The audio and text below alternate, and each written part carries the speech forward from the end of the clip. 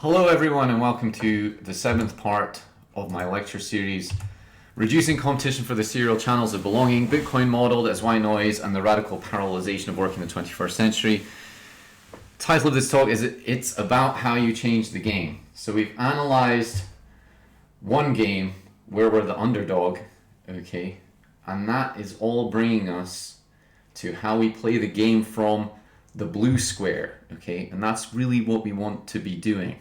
Okay, we want to be setting our own agenda as engineers, and we want to protect ourselves from the maliciousness and malevolence of the system, especially siren servers and finance and things like that. Okay, so to briefly recap, we went over how the blockchain industry is letting people down with respect to this decentralized vision we were promised in 2014. Okay, but to me, this is an opportunity, okay? And we're going to reframe this from being a terrible thing where we're all pink screen crypto Wojak to something that is actually good because it's a real 0 to 1 opportunity here, okay? And then we went over how in talk 6, how the pre-order of capital is really a sort of a depth versus breadth argument once you sort of strip away all the noise from all the archetypal personalities involved in the discussion in the general mainstream now. I mean, you could probably call Alex Jones quite mainstream now. I'm not going to comment on whether that's a good or a bad thing. I just think it is a thing, okay? So, and if you're like me, you're probably empathizing most with Alex Jones right now. You're probably like, why is everything so messed up? I hate it. Everything's kind of shitty, and we do need to be able to ensure more breadth, okay?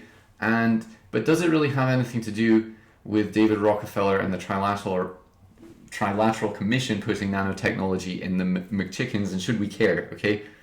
Let's try and denoise this some more, okay? And in order to do this, we need to be quite harsh in order to reframe the problem. Okay, so if you get mad, you lose, basically. Let's have some fun. Let's actually have a sense of humor and start enjoying ourselves. Let's try and inject some joy into life because it's like sorely lacking right now. We need to just start having fun, okay? And to answer these questions, we need engineers, okay? And the ones who know the answer aren't going to tell you the answer, okay? So you're left with me, and I would say that the problem has nothing to do with Area 51 or the Trilateral Commission or any of that shit. That's just like an artifact of the deeper problem, okay? And then if we revisit the Cree order, according to Dan Roebel's model of how the blockchain industry and how the economy in general should generally work, okay, the schism happens in insurance, okay? Oh, let's go back, okay? So this is like cut in half here, okay? And then you have like the engineering and insurance bit, and then you have the finance and insurance bit, and the schism of the Cree order cuts through this insurance part of the virtuous circle of the economy, okay? So we have engineering plus insurance in the black block, and then we have finance plus insurance in the purple block here, okay? That makes it much more simple. You know, and wait, and you know, there's a question, and it's probably a good question. It's like, you know, isn't Alex Jones the loudmouth, and isn't Elon the esteemed engineer, okay? And that's a good question to ask, okay?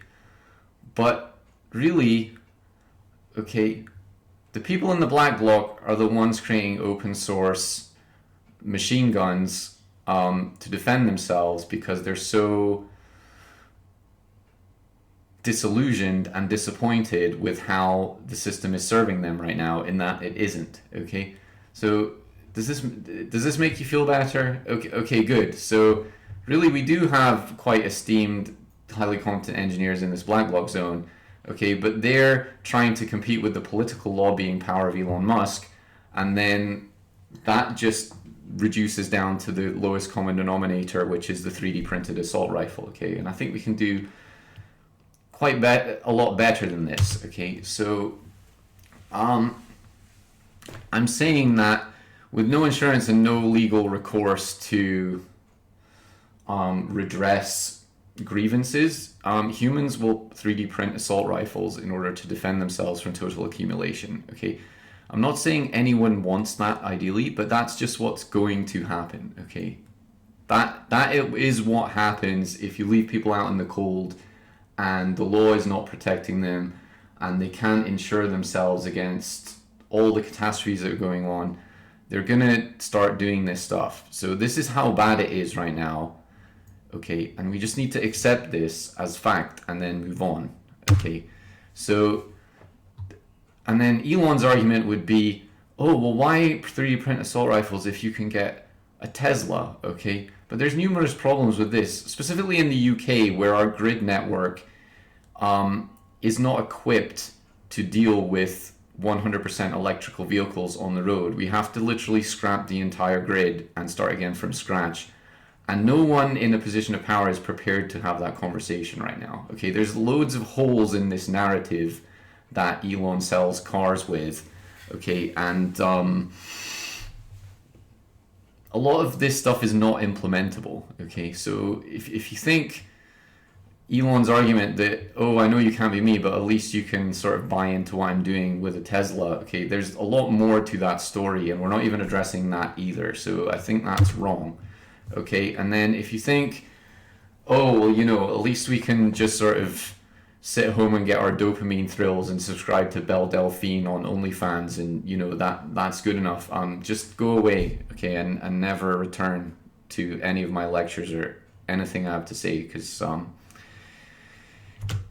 okay, and this is sort of my problem with Jordan Peterson, is that this sort of thing where people can't form stable relationships to raise children, etc., and people are working in the Amazon warehouse and then going home and jacking off to Belle Delphine, results in this. Okay, that's what's going to happen, and I think to sort of ignore that is a cardinal sin of like understanding how society works and what we need to do to remain a sustainable species on this planet. Okay, so let's replace Jordan Peterson, because I don't think he's doing a good enough job to explain this stuff. Okay, and we need a sort of a memeable, relatable superhero archetype that's reasonably well known but also fundamentally misunderstood, and can handle a roller coaster of emotions and both the best and worst in life, preferably without self-prescribing himself heroic doses of Klonopin to deal with it. Okay, so what we have replacing Jordan Peterson is Spoderman, which is like a meme from like 7 or 8 years ago. Okay, and Spoderman, in my opinion, does a better job of explaining this, and he doesn't come up with all the baggage of Jordan Peterson either, and he's also like deeply aware of the violence and meta-violence in life. That's what all the Dolan memes are about. So I think Spoderman is an improvement on Jordan Peterson, and he can be used as like a more predictable agent to model the Creorder of Capital. So, you know, the weight of the expectation of the Western world now rests on the shoulders of Spoderman. So please donate to his Patreon and buy all the merchandise and DVDs and books and what have you, because Jordan's not up to it, I'm afraid. Okay, so you know what Spoderman brings to the team: skeptical misanthropy. He knows people can be evil and that they enjoy being evil. Okay, and he had his 15 minutes of fame on the internet, and his copyright isn't owned by Disney, so, you know, we can get him on a good deal. Okay, and he doesn't psychologize away violence ex post facto to justify unjustifiable things like OnlyFans, for example. Okay, and then he still tries to do the right thing, and he still has a good heart, and most importantly, he isn't a self-prescribed drug addict telling kids how to grow up for Patreon donations. Okay, so I think that's the most important thing about Spoderman and why he's better than Jordan Peterson. Okay, and then we also probably need to get rid of Slavoj Zizek too. So we need a larger-than-life, larger-than-ideology respected figure, okay, who understands that rulership is about both fighting and spending money. You know, it's post-Stalinist world. We need violence, and we need to have like big public spending stuff. Okay, and, you know, doesn't really care about the details, but can just sort of wave his hand over things, you know, to make them happen, okay? And thus, you know, we can get on with fighting and spending money, okay, which are the twin engines of progress, according to Slavoj Zizek's view of the world, okay? So what we end up with is King Baratheon of memes, okay? And he's another sort of agent model that behaves predictably, okay? And we don't have to care about all the rest of the baggage that comes with Slavoj Zizek, okay? So I'd say he's an improvement because mainly because he's at least one order of magnitude less of a made-up force meme of personality than Slavoj Zizek is, okay? Let's bear this in mind going forward, okay? And then back to blockchain, from inception to current year, this is sort of what's happened, is the Bogdanovs have like walked away with all the gains, okay? And then, you know, we have these pink screen Wojaks kind of left with nothing, chasing puff pieces and fluff on social media to try and find the next big thing. But this sort of doesn't work, okay? And you know, even Spoderman is like, you know, can we be more constructive and less mean, please? So, you know, let's listen to Spoderman, because you know, he's the real psychology, okay? And so let's try and improve upon this sort of bipolar attitude of like trying to find the next big speculative gain, and then turning suicidal when it goes south on us, and be more sminem, okay, and be more thoughtful in how we can fight against this Bogdanov type stuff from first principles, okay? Okay, and the whole point of this is that the Kree order itself is not going to help you, okay? You have to be either Sminem or Bogdanov, okay? Because the superhero is ineffectual and the king doesn't care, okay? That's the whole point, okay? So if you're ever offended along the way to us getting here, the point is the agent at this end of the schism is a sort of ineffectual nice guy, and the agent at this end of the schism literally doesn't care, okay? So, you know, this is the squad of the Kree order, okay? And it's a strong squad, okay? You might not think that, but it models the situation very well in a very constructive way, okay? Which is what we're not doing now. So I challenge you, if you think this isn't constructive, try and be more constructive, okay?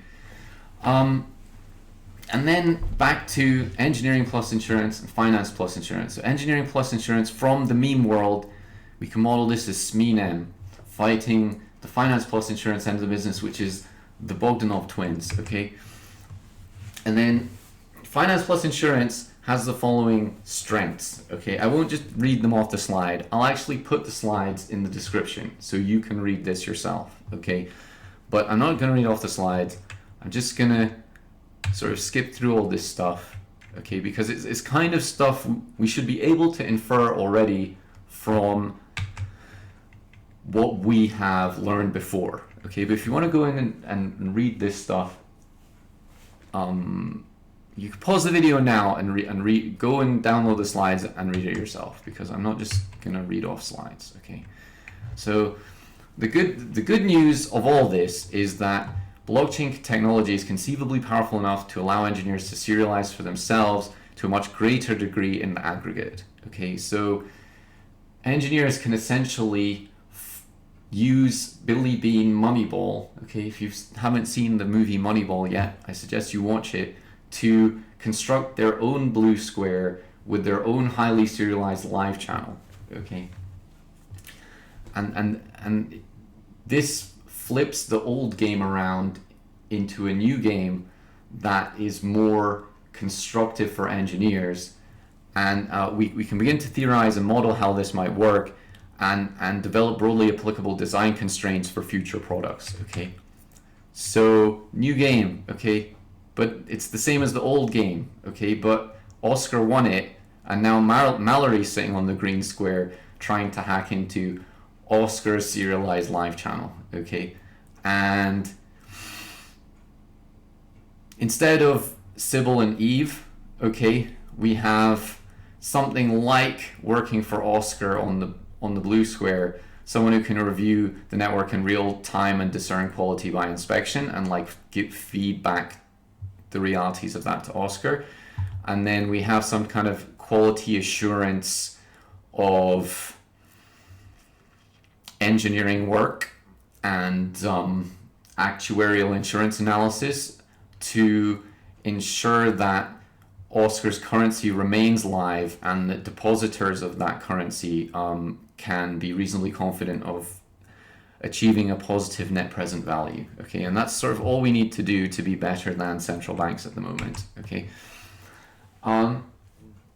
So in this way, Oscar has now adopted the same defensive formation that Mallory had before and can defend himself from sequestration motivated by the pre-order of capital. Okay, so here we are.